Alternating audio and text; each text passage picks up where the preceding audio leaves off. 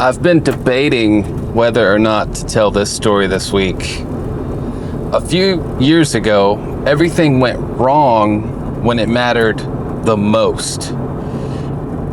I didn't think it was going to be my last album. I didn't think it was going to be the end of my career in music. But it was just the perfect storm of all of the things going wrong. And if you don't know, after years and years of hard work and touring and all of the things, what people would always say to me is I needed kind of a feather in my hat, if you will. I needed one big thing.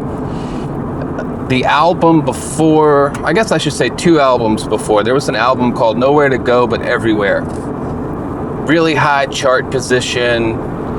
As far as I was concerned, it was a top 100 album, top 40 in the independent charts, top 10 in the vinyl charts, I think. It performed really well, especially on the official UK charts. After that, there was an album called 1221 that became a fairly big deal. It was an official exclusive record store day selection internationally, all over the world. So these things were building up, and the big booking agents and the important people, if you will, on the music business were paying attention to me and what I was doing and waiting to see if I could do something just a little bit bigger.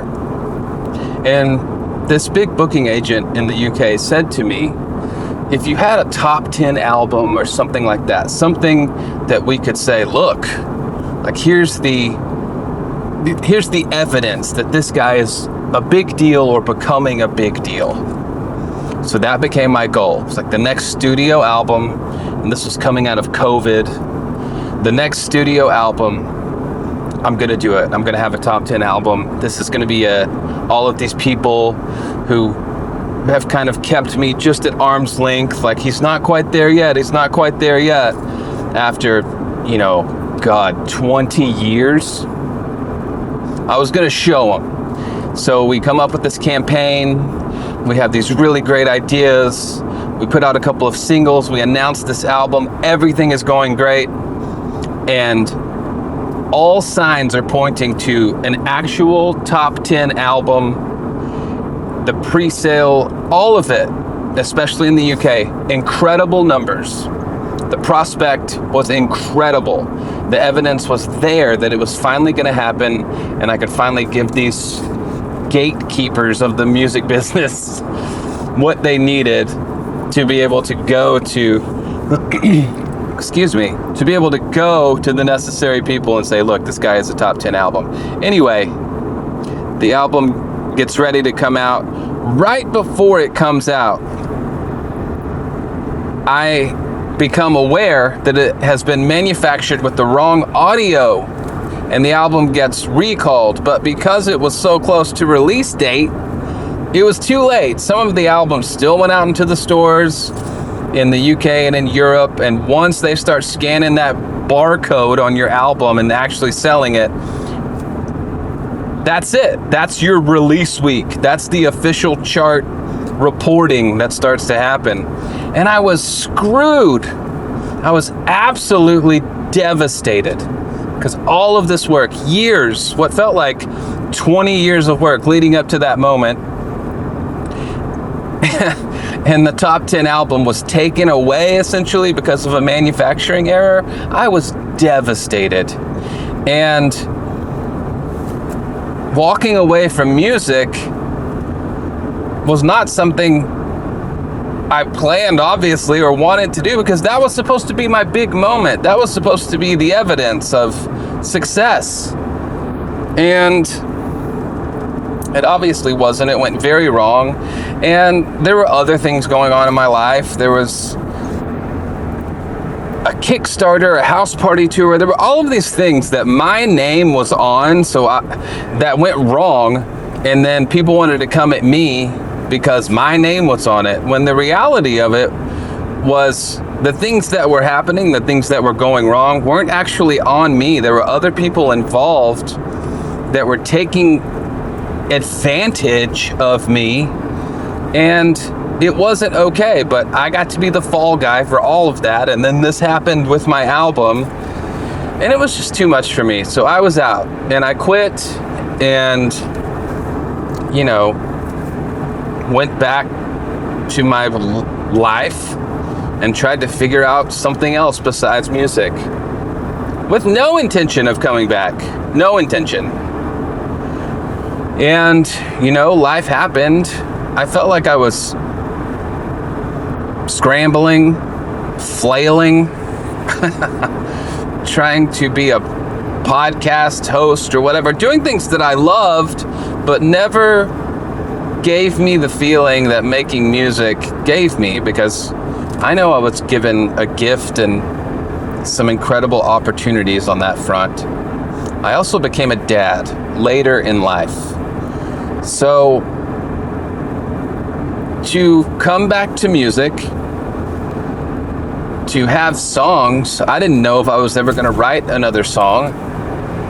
To have songs that are deeply personal, that I'm incredibly proud of, coming out on a new album is not anything I ever thought would happen. But there's this underlying current of more determined than ever because of what happened last time. I want to make sure everything is right. I want to make sure I'm doing everything I can. I've spent the first half of this year learning and testing social media to see what works. So when the album finally arrives, I know what I'm doing. I have a plan and I can implement that plan. I'm very proud of that. I'm ready. I'm excited. But the biggest thing for me with all of this is I want Della, my daughter, to see. It's a weird thing to think that having my album from a few years ago, which was called Haunted by the Holy Ghost, having that go so wrong in a weird way is a blessing, because Della wasn't here. She's almost 3 now. And now she's sort of aware of it, but she will obviously become more aware of it as she continues to grow and get older. Now she's here to watch. So if this album, if this time it has the success that I almost had a few years ago before walking away, I get to have that success and enjoy that success as a dad. It's been this incredible source of motivation for me. I want to show her what her dad can do. And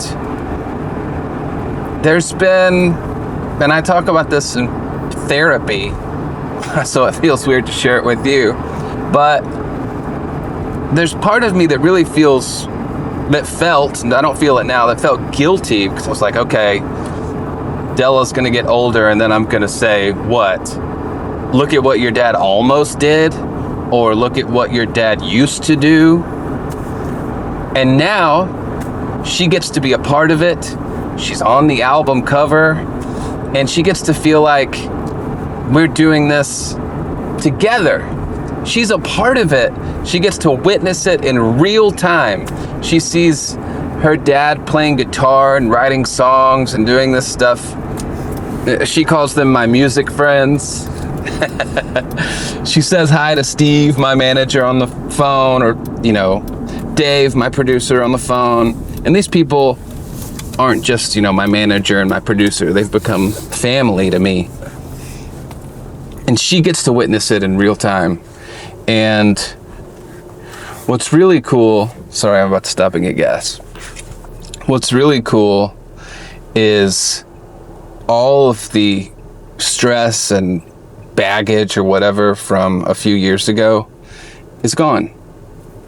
Because I have this new album, it feels like a fresh start, clean slate, all of the things, and now I get to do it as a dad. So happy release week. I can't wait to see what happens.